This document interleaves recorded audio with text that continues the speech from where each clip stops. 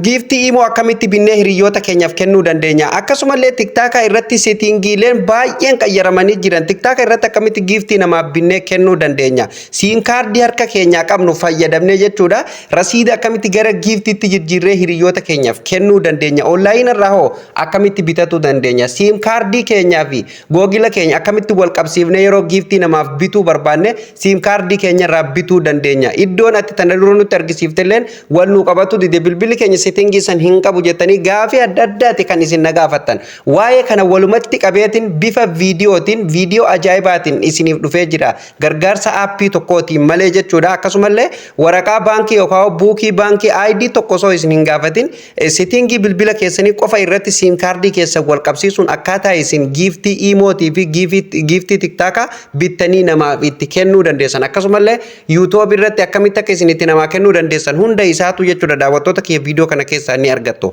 Baga irra deebiin gara chaanaala Oromaan dhuftan namoonni haaraa dhuftan subscribe godhuun maatii keenyatti dabalama. Kana sirreeffatuuf jalqaba irratti gara pilaastorii keenyaa keessa deemna jechuudha. Pilaastoriin isa kana irratti cuqaastanii keessa seentu jechuudha. Pilaastoriin hedduu settingiin isaa jechuudha qayyaramee jira. Akkuma beekamu kanallee gaafii tokko kan isin nagaafatan keessaa asumaan isiniif deebisa.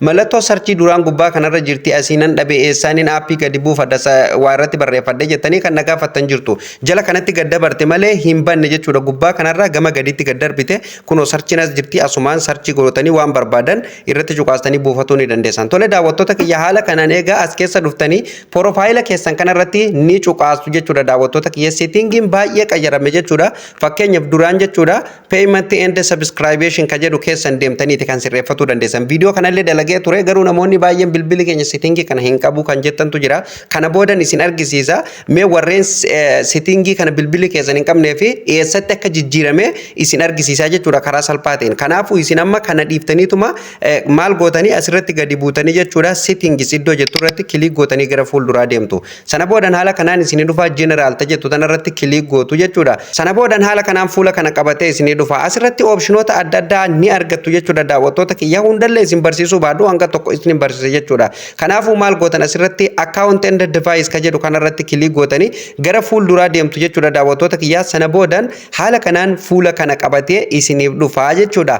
Kun egaa namoota bilbilli keessan settingii duraanii san hin qabneef jechuudha asitti jijjiire jechuudha. Irra baay'een jechuudha bilbilli yeroo ammaa kana irra hedduun asitti jijjiire jechuudha. Bilbilli achiin hin qabnelleen hundi isaa asiin ni qaba jechuudha daawwattoota kiyya. Kanaafuu egaa haala kanaan as dhuftanii amma asirratti jechuudha gadi buutan jechuudha. Yeroo gadi buutan maal argattu? Optionoota sadii asitti argattu jechuudha daawwattoota kiyya. Biyyoota isin keessa jirtan haala kanaan gubbarratti innu isinii fidaa jechuudha. Kun biyyoota siim kaardiin keessan kun keessa jiru yoo Itoophiyaallee ta'e asumarratti isinii fida. Biyyoota isin jirtan hunda asumarratti isinii fida. Jala kanatti immoo siim kaardii isin keessaa qabdan haala kanaan isinii fida. Akkasumallee kireedit baankii yookaan kireedit kaardii keessan asirratti isinitti argisiisa. Kireedit kaardii yoo qabaatan jechuudha asiin bitachuu dandeessan jechuudha. Add kireedit or debit kaardii ka jedhu kana ni argattu jechuudha. Yeroo irratti cuqaastan buukii baankiitiif akkas mattaawaqaa ID isin gaafata sanitti guuttaniituma security koodii keessa waan inni isin gaafatu itti guuttanii namoonni buukii baankii qabdan jechuu kiyya beeka achiin bitachuu dandeessan.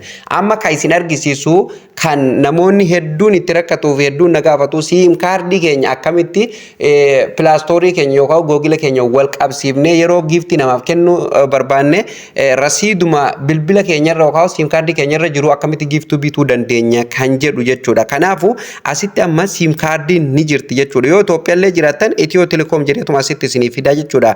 Add mobile ka jedhu ni argattu asitti. Fakkeenyaaf amma isuma tokkoon wal qabsiisuu barbaade haa jedhu daawwattoota kiyya isa gadii kana wal haa qabsiisu irratti cuqaastanii jechuudha. Sana boodan jechuudha haala kanaan isinii dhufa continue ta jettuun tana cuqaastanii sana boodan daawwattoota kiyya haala kanaan fuula kana qabatee isinii dhufa. Asirratti amma bilbila biraatiin screenshot isiniif godhee jechuudha. Irraan footoo isiniif kaase maaliif security waan ta'eef jechuudha ni dhossa jechuudha hin mul'isu yeroo viidiyoo waraabanii anatti mul'ata isinitti immoo hin mul'atu jechuudha. Kanaafin suuraa isiniif kaase haala kana yeroo inni isinii dhufe enable iddoo jettu tana cuqaastanii gara fuulduraa deemtu jechuudha. Sana booda illee jechuudha amma screen kiyya dukkanaa jira argitanii haala kanaan isinitti illee dukkaneessaa jira. Nama natti hin dukkaneessu jechuudha maaliif ani ufiifin kiyyaafin banataa jira waan ta'eef ta'eef akka nama biraatiif dabarsu hin fedhanii jechuudha yookaan tole hin jedhu sukurii bilbilee sukuriitii turra jira waan ta'eef jechuudha daawwattoota kiyyaa asirratti full name isiniin jedha jechuudha full name iddoo jedhu tana suurallee irraa naa ka'uu dide jechuudha bilbila biralleetiin screenshot naa ta'uu dide amma asirratti full name keessan isin gaafata maqaa keessanitti guutuu biyyi keessan jala kana jira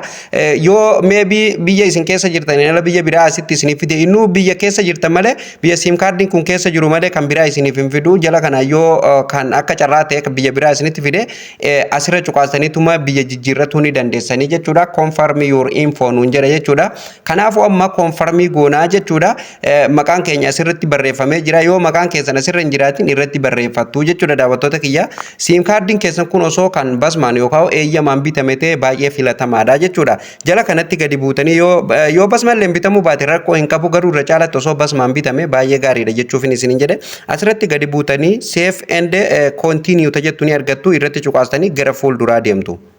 Sana boodan haala kanaan koodii isiniif erga jechuudha amma gubbaa kanatti koodii naaf ergee jira jechuudha daawwattoota kiyya koodii inni nuuf erge kana keessa seennee dubbifnee ilaalla jechuudha nama miseejii keessa gallee jechuudha waan inni nuuf erge ni ilaalla jechuudha kunoo amma asirratti moobaayil jedhee naa ergee jira jechuudha daawwattoota kiyya kiliik irratti gootana jechuudha sana boodan haala kanaan fuula kana qabatee isinii dhufa akka nuuf milkaa'e asirratti nutti himaa jira jechuudha haala isin argitan kanaan daawwattoota kiyya ergaan keenya guutummaan guututti akka nuuf milkaa'e jechuudha daawwattoota kiyya nutti himaa jira jechuudha amma success nuuf tahee jira jechuudha haala kanaan jechuudha amma guutummaan guututti jechuudha wal qabsiifnee jira jechuudha kan isin wal qabsiiftaniin haala kanaan gubbaa kanarratti isiniif bahaa jechuudha amma gubbaa kanarratti nu bahe argitanii reefu tanasitti sim kaardii lamaatu jira aad godinaan jedha amma tokko aad godee gubbaa kanarratti naaf bahee jira jechuudha daawwattoota kiyya haala kanaan jechuudha isteeppii baay'ee salphaa ta'een jechuudha wal qabsiisuu dandeessanii jechuudha amma boodan yeroo giiftii namaaf bituu barbaadan jechuudha salphumatti sim kaardii keessanirraa yoo rasiida qabaatan jechuudha rasiida keessa san fayyadamtaniiti kan isin giiftii namaaf kennuu dandeessanii jechuudha haala kanaan sim kaardii keessan eega wal qabsiistanii xumurtanii jechuudha mee amma imoo keessa seeneetiin isin argisiisa jechuudha daawwattoota kiyyaanii keessallee hin qabu garuu akkaataa isin itti bittaniin isin argisiisa haala kanaan eega imoo keessa seentanii bakka porofaayila keessanii kanarratti yeroo tokkoof kiliikni gootu jechuudha sana boodan asirratti gadi buutanii jechuudha daawwattoota kiyya kunoo my diamond jettu ni argattu jechuudha irratti kiliik gootanii gara fuulduraa deemtu jechuudha sana boodan haala kanaan fuula kana qabatee isiniif dhufaa jechuudha giiftiin imoo as keessa gaa hedduutu jira haala isin argitan kanaanii piraayimar tataatillee bitatuu ni dandeessu jechuudha fakkeenya fakkeessa tanuma barbaadan tokkorra kiliik gootu jechuudha nama irratti cuqaaseen jira tokkorra sana booda barbaadee jechuudha gara fuulduraa na oofaa jechuudha daawwattoota kiyya amma as keessatti kun haala isin argitan kanaan giiftii adda addaatu dhufa jechuudha as keessatti isin kan barbaadan bitatu ni dandeessu jechuudha daawwattoota kiyya yoo barbaadan yoo ID qabaatan liqaalleen bitatuu ni dandeessan fakkeenyaaf ID keessan san irratti ji'aan akka itti kafaltanii bitatuu dandeessanitti asirra isiniif kaa'amee jira jechuudha daawwattoota kiyya suni murteessan keessan isinirra jirte jechuudha murteen haala kanaan eegas dhuftanii jechuudha akkeessaa kan barbaadan irra ni cuqaastu yoo barbaadanii yoo kaa'u yoo kan akkeessaa isiniif hin ta'in jiraate gara fuulduraa deemuuf maal gootaniif duuba deebiin isin argisiisa kunoo go primer jettu tana cuqaastanii gara fuulduraa deemtu yoo fakkeenyaaf kan as keessaa kun isiniif hin geenye primer taate yoo bituu barbaadan jechuudha daawwattoota kiyya sana boodan haala kanaan isinii dhufa confirm jettu tana cuqaastanii confirm gootu anammaaf primerii waaniin hin barbaadiniif jechuudha daawwattoota kiyya asuma keessaan tokko bitaa jechuudha kanaafuu irratti ni cuqaasne jechuudha yeroo tokkoof new gifts ka jedhu kana irratti cuqaaseetiin anamma asuma keessaa giftii tokko bite isin argisiisa jechuudha sana booda jechuudha daawwattoota kiyya haala kanaan opshinoonni adda addaa as keessatti isiniif dhufa jechuudha sana boodan haala kanaan isinii dhufa isin kan barbaadan bituu ni dandeessanii anammaaf jechuudha akkuma fakkeenyatti isin argisiisa isin kan barbaadan bituu dandeessu mee anamma isin matana takka bituu yoo barbaade jechuudha maal godha irrumatti cuqaafna jechuudha fakkeenyaaf jala kana ni jirti get now jettu tana ni jirti irratti cuqaastu jechuudha yeroo isin irratti cuqaastan haala kanaan jechuudha daawwattoota kiyya giftii adda addaa jechuudha as jalatti isinii fidaa jechuudha daayimandoota adda addaa as jalatti isinii fidaa asirratti ammaan isii tana yoo bituu barbaade jechuudha get iddoo jedhu tana nan cuqaasaa jechuudha sana boodan haala kanaan isinii dhufa confirm iddoo jettu jettu tana ni cuqaastu jechuudha daawwattoota kiyya. Sana booda siim kaardii keessan haala kanaan isinii fidaa jechuudha. Amma asirratti siim kaardii kiyya keessa haala isin argitan kanaan Google Play baalaansiin kiyya 00 naan jedhaa jira jechuudha. Kanaafuu koontiinii widdoo jedhu kana jala kana nan cuqaasaa jechuudha. Siim kaardii birrii keessa qabu irratti dabarsuufi jechuudha. Fakkeenyaaf isin argisiisutti jira. Anamma kun hundinuu fakkeenyaaf kan duraan wal qabsiiseen keessaa baasee jechuudha. Hundi isaa kan diimate kun jechuudha. Warra na wal qabsiiseen irraa gubee jechuudha. Amma kan waliin qabsiisin jala kanatti lamaatu jira jechuudha. Haala isin argitan kanaan. Kanaafuu amma tokkomaayyoo wal qabsiisee bituu barbaade maali isa kanarratti nan cuqaasaa jechuudha. Sana booda nasitti ene baliddoo jettu tana cuqaastanii gara fuulduraa ni deemtu jechuudha. Yoo keessaa qabaattan gaa kun amma rasiida birrii yoo siim kaardii keessan irraa qabaattanii jechuudha. Yoo keessaa hin qabaatin immoo innuu isinitti deebisaa jechuudha. Nama keessaa gatiin hin qabneef natti deebisaa yeroo isin nabal kana tuttan sana boodan dan godhaa isin maan jedha dan gootanii kallatti maan jechuudha. Daayimandiin keessan imo keessan irratti isiniif bu'aa jechuudha daawwattoota kiyyaa namaaf gatii keessaa hin qabneef jechuudha. Isinuma argisiisuuf waan ta'eef irraa deebi'aa jechuudha daawwattoota kiyyaa haala saniin jechuudha.